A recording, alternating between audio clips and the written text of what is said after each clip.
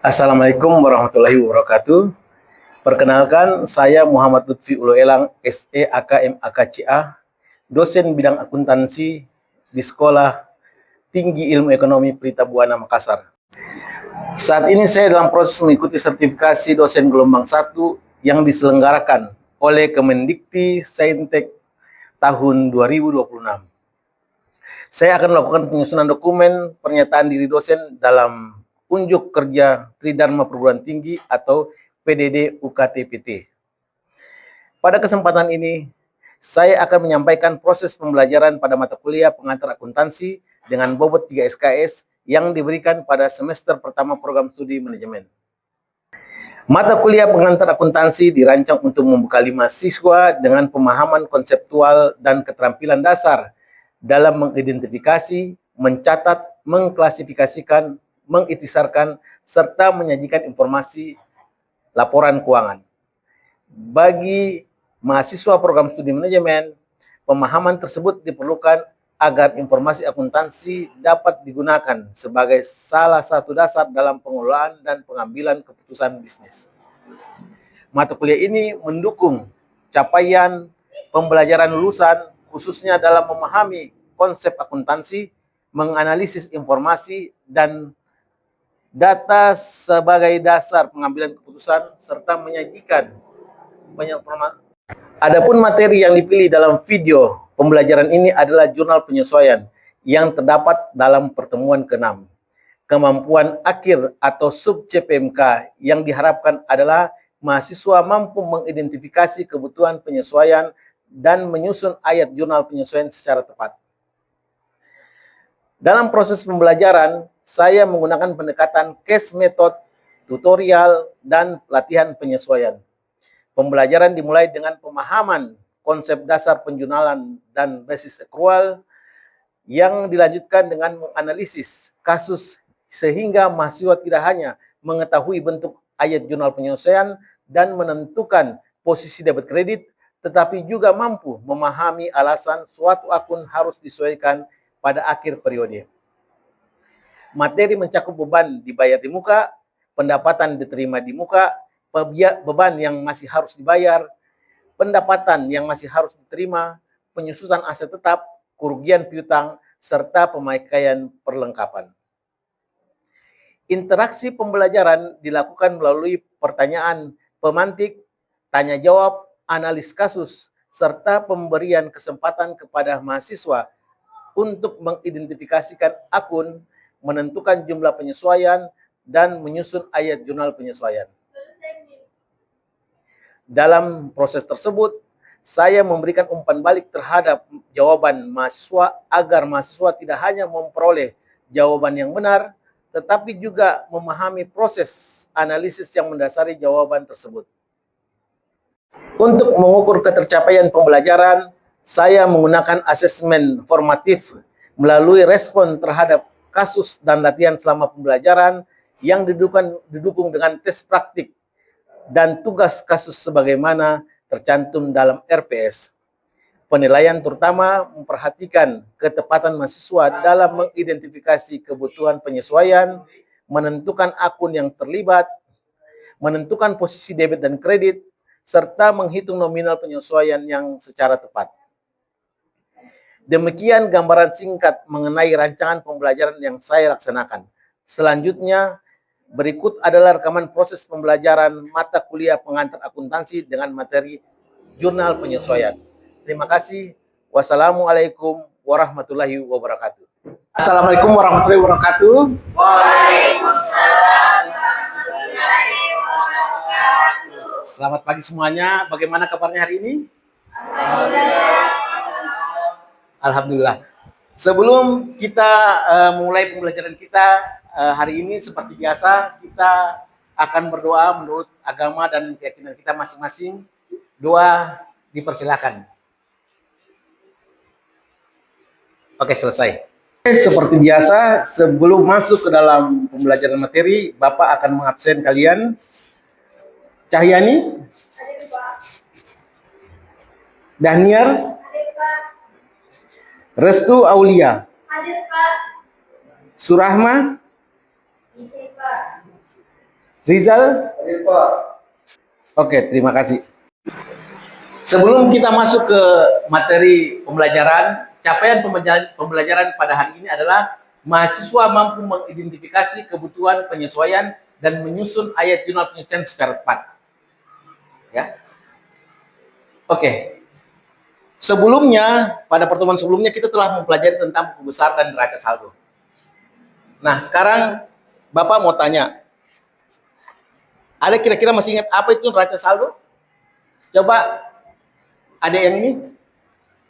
Neraca saldo ialah untuk mengetahui saldo setiap akun dan memeriksa keseimbangan jumlah debit dengan kredit, Pak. Ya, benar ya. Jadi, neraca saldo itu adalah untuk memeriksa keseimbangan jumlah debit dan kredit. Ya, jadi dia harus seimbang. Sekarang pertanyaannya, apabila neraca saldo seimbang, apakah itu berarti sudah menggambarkan ekonomi perusahaan yang sebenarnya? Coba yang bisa jawab, coba De Cahyani. Belum tentu, Pak. Kenapa bisa, Bu? Karena mungkin masih ada transaksi yang belum dicatat atau akun yang belum menunjukkan kondisi sebenarnya. Ya, benar sekali ya. Jadi neraca saldo itu bisa saja seimbang, tapi itu belum tentu benar. Jadi neraca saldo apabila tidak seimbang itu sudah pasti salah, karena debit dan kredit itu selalu seimbang. Ya, pada saat menjurnal kita harus menyeimbangkan. Tapi kalau dia benar itu belum tentu benar. Ya, kalau dia seimbang belum tentu benar. Neraca saldo bisa saja seimbang, tapi dia belum bisa menggambarkan keadaan sebenarnya dari ekonomi perusahaan. Kenapa hal itu terjadi? Itulah karena prinsip akuntansi yang sering digunakan adalah dalam hal ini adalah prinsip accrual basic, yaitu pendapatan dan beban itu diakui pada saat terjadinya, bukan pada saat transaksi pengeluaran uang. Jadi untuk pendapatan itu akan diakui apabila haknya telah diperoleh. Misalnya, De Cahyani sudah selesai misalnya menjahit baju, dia tukang jahit.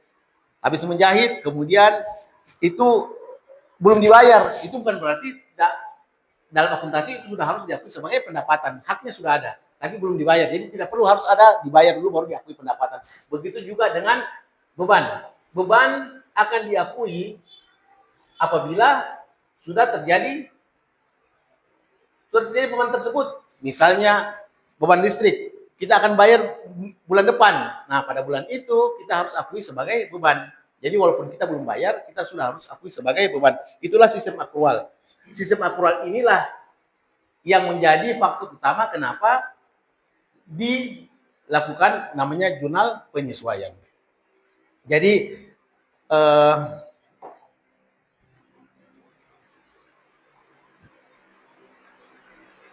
Anda lihat sini, jurnal penyesuaian adalah jurnal yang dibuat untuk mencatat transaksi yang belum dicatat atau memperbaiki saldo-saldo rekening yang ada di neraca saldo agar sesuai dengan kondisi sebenarnya.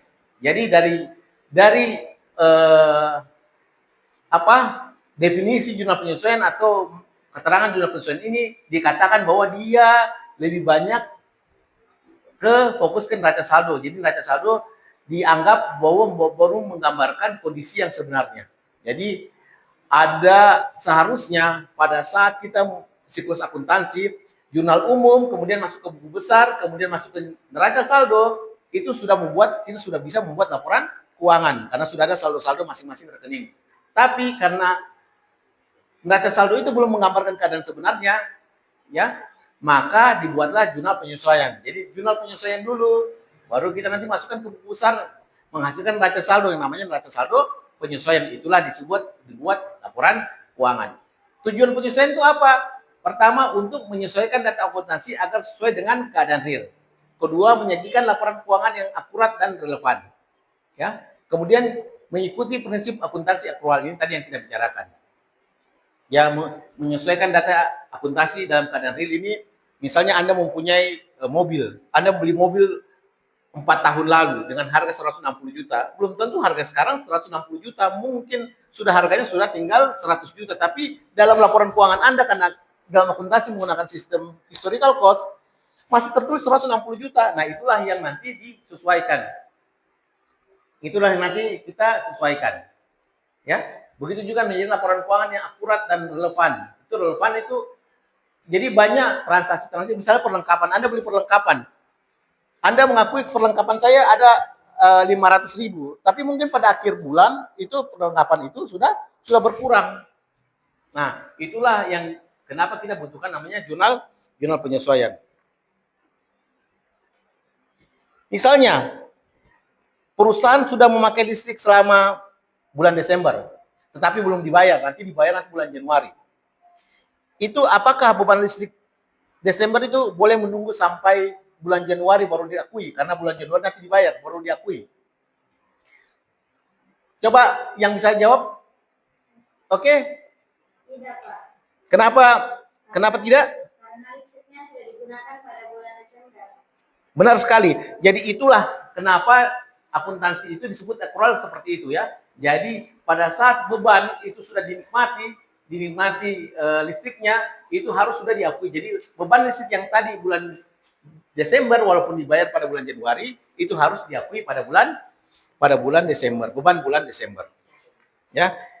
Oke. Kita akan lihat apa-apa saja yang perlu disesuaikan. Ada 7 item yang biasanya perlu disesuaikan. Pertama, beban dibayar di muka. Ya, kemudian pendapatan diterima di muka. Ini deferral, ini ditangguhkan penangguhan ya.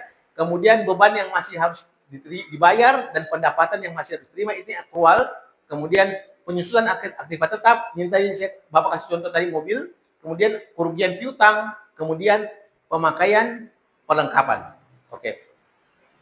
Kalau beban dibayar di muka itu karena Bapak kasih contoh masing-masing sebelum kita masuk di case-nya ya, dalam kasusnya.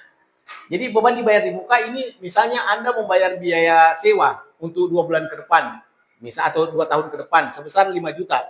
5 juta Anda membayar 5 juta, Anda memasukkan beban sewa dibayar di muka, Anda akui sebagai persekot sewa. Itu namanya beban dibayar di muka. Nanti pada akhir tahun itu beban dibayar di muka Anda bukan lagi 5 juta, sudah berkurang karena sudah Anda gunakan beberapa bulan untuk sewanya. Jadi sudah menjadi beban. Dari beban dibayar di muka tadi yang 5 juta itu sudah terpisah. Mungkin sudah ada yang menjadi beban, ada yang masih tetap menjadi beban dibayar di muka. Sedangkan pendapatan diterima di muka ini sama keadaannya, tapi dalam sisi pendapatan. Jadi Anda misalnya Bapak kasih contoh Cahyani ini adalah buka usaha penjahitan. Sebelum menjahit sudah dia terima uang. Ini nih uang DP. Nah, dia akui sebagai pendapatan diterima di muka. Ya. Nanti pada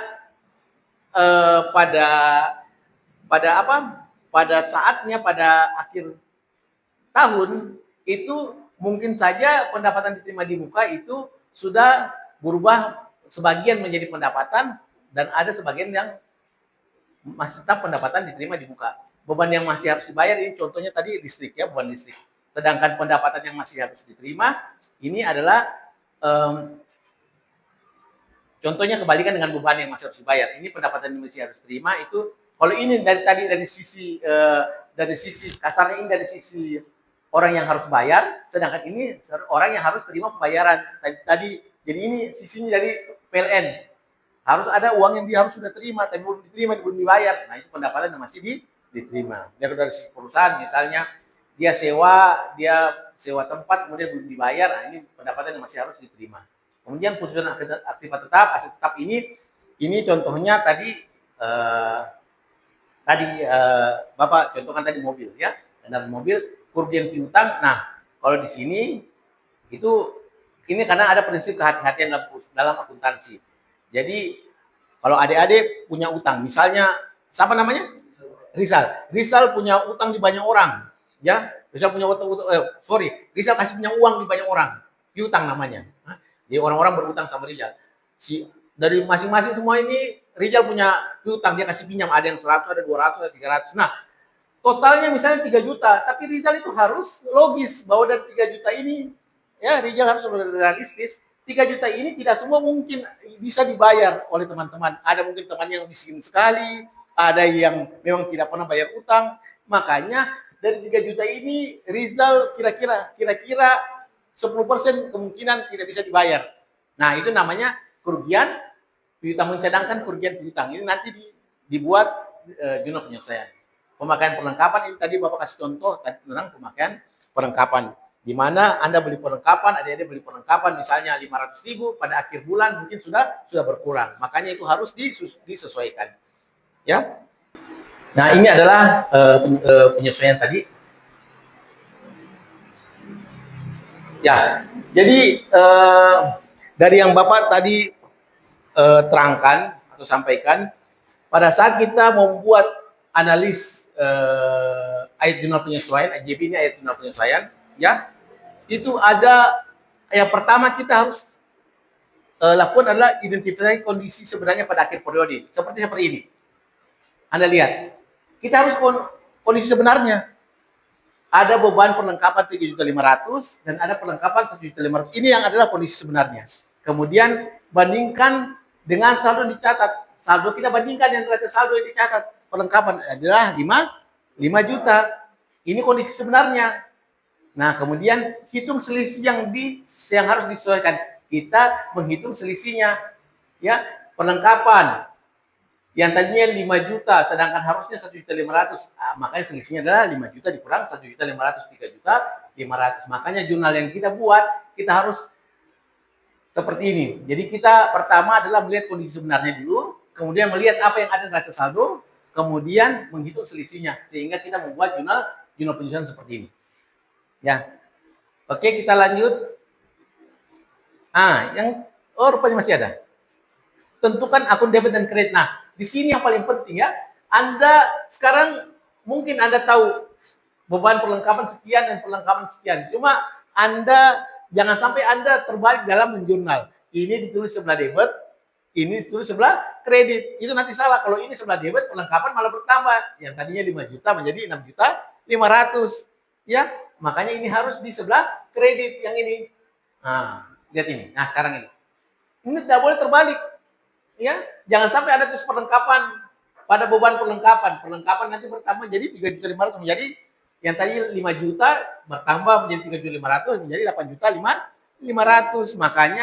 Makanya kita harus tahu mana debit, mana harus di kredit. Kalau beban pasti di sebelah debit. Kemudian perlengkapan kita kurangi di sebelah kredit atau kita kurangi. Oke? Oke, ini adalah exit ticket. Pertanyaan untuk mengetahui apakah kalian sudah memahami apa yang Bapak ajarkannya tadi. Pada tanggal 1 Desember 2025 perusahaan menerima uang sewa sebesar 6 juta. Ya, dia menerima 6 juta untuk periode 6 bulan, yaitu Desember 2025 sampai Mei 2026. Jadi dia terima uang 6 juta. Pada saat menerima kas, seluruh jumlah tersebut dicatat sebagai pendapatan sewa. Ya. Tentukan ayat jurnal penyesuaian pada tanggal 31 Desember 2025. Oke, coba adik-adik jawab. Nanti Bapak tanya.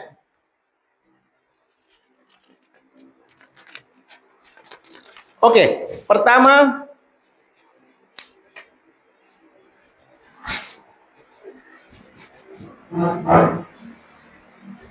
kita lihat, pada saat dia terima pada tanggal 1 Desember 2005 6 juta artinya dia mencatat sebagai artinya neraca saldo muncul pendapatan sewa karena itulah yang dicatat pada saat 1 Desember pada saat terima uang. Jurnalnya waktu dicatat adalah terima uang kas pada pendapatan sewa. Ini masing-masing sebesar 6 juta. Oke, ini pendapatan sewa ini kemudian muncul di neraca saldo. Jadi nanti neraca saldo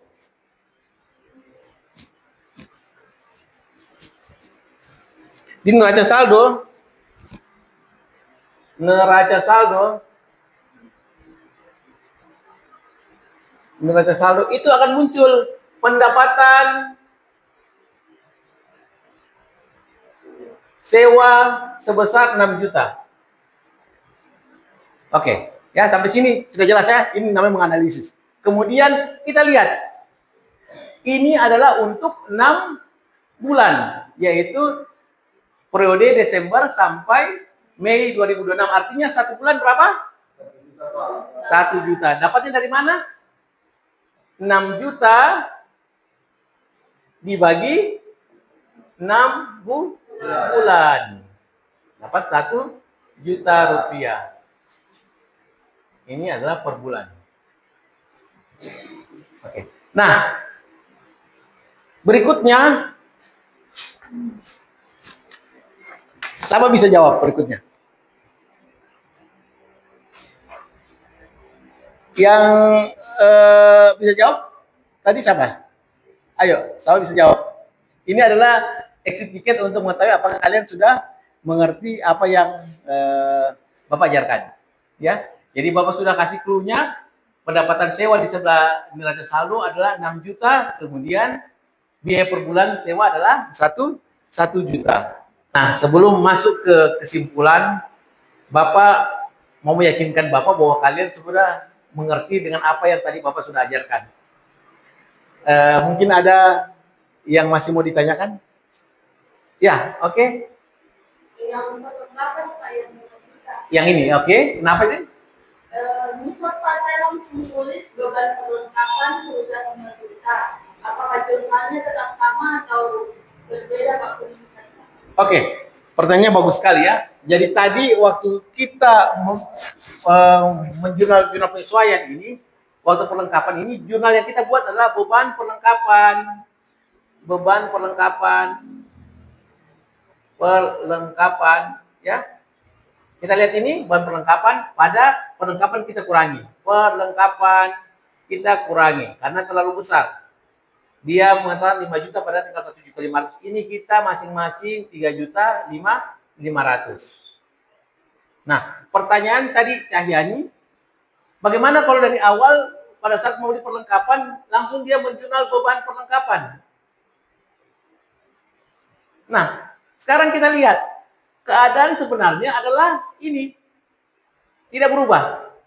Jurnal penyesuaian yang kita buat pasti berubah karena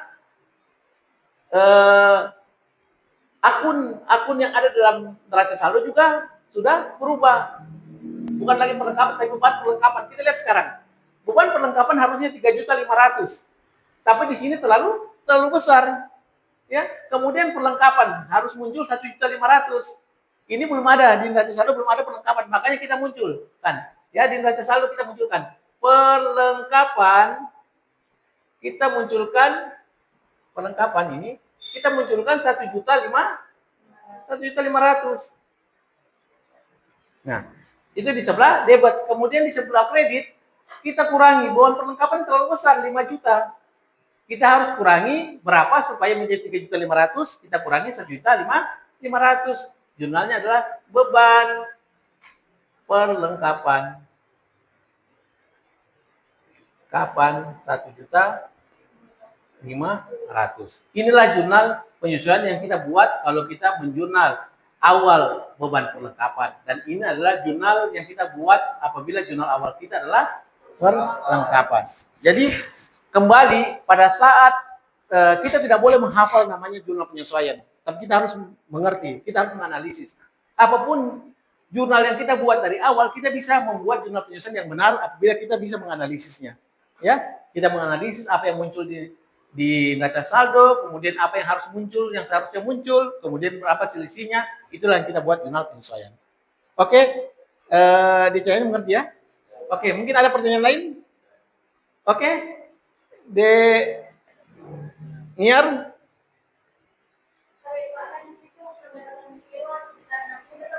Oh, yang ini ya, oke.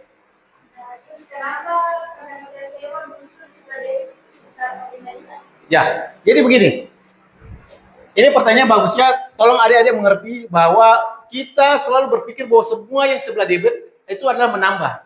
menambah sebelah debit pasti menambah sebelah debit pasti menambah. Padahal adik-adik masih ingat pelajaran pertama bahwa untuk pendapatan modal dan akumulasi penyusutan ya itu kalau bertambah dia di sebelah kreditnya sama dengan aset. Kalau aset kayak beban aset, jadi yang ada aset, beban,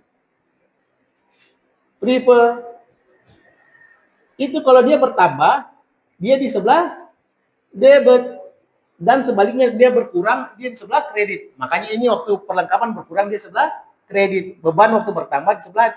Nah, dan dia kalau berkurang ini sebelah kredit. Ya, ini yang pernah kita pelajari waktu awal pertemuan kita. Kemudian untuk pendapatan,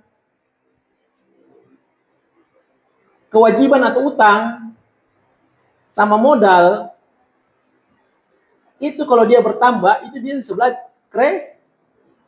kredit, dan dia kalau berkurang kebalikannya di sebelah debit. Nah, makanya ini pada saat dikatakan di neraca saldo tertulis pendapatan sewa 6 juta, padahal yang seharusnya adalah 1 juta, maka kita harus kurangi. Cara yang kita kurangi adalah kita simpan di sebelah debit sebesar 5 juta. Ya, jadi kita menjurnalnya pendapatan sewa di sebelah debit sebesar 5 juta. Ini berarti bukan menambah, tapi mengurangi. Karena memang rumusnya seperti itu. Pendapatan, utang, dan modal kalau dia bertambah di sebelah kredit dan berkurang di sebelah debit. Kebalikannya dengan aset, beban, dan prefer. Oke, ngerti ya linearnya? Oke. Mungkin ada lagi yang bertanya? Oke, Bapak, kalau tidak ada pertanyaan, kita masuk ke dalam kesimpulan ya. Oke.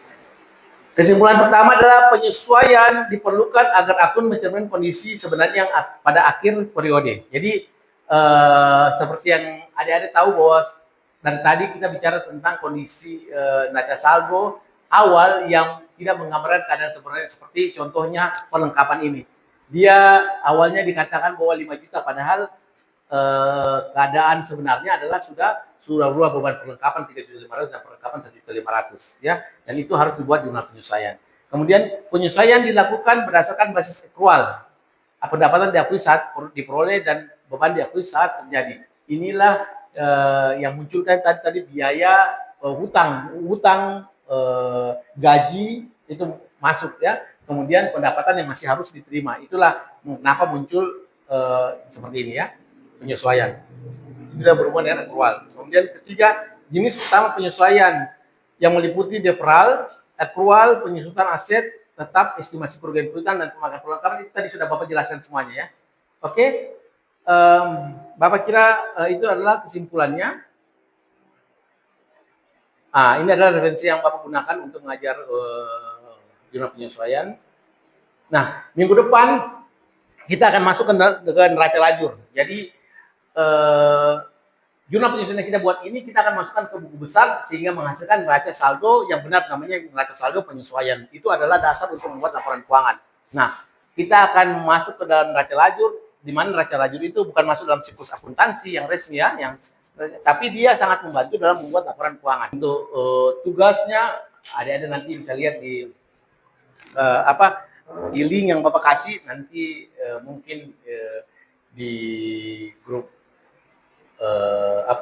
di grup pembelajaran kita ya untuk pengantar akuntansi. Nanti Bapak kasih pesan link untuk adik-adik belajar tentang bagaimana jurnal penyesuaian itu lebih mempermantap pengetahuan adik tentang jurnal penyesuaian. Ya, kemudian Bapak juga akan masukkan tentang neraca lajur, adik-adik pelajari sebelum kita masuk nanti ke dalam mata kuliah selanjutnya ya tentang neraca lajur. Saya kira cukup sampai sekian.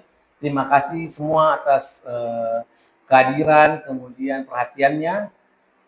Wabillahi taufiq wal hidayah. Assalamualaikum warahmatullahi wabarakatuh. Waalaikumsalam warahmatullahi wabarakatuh.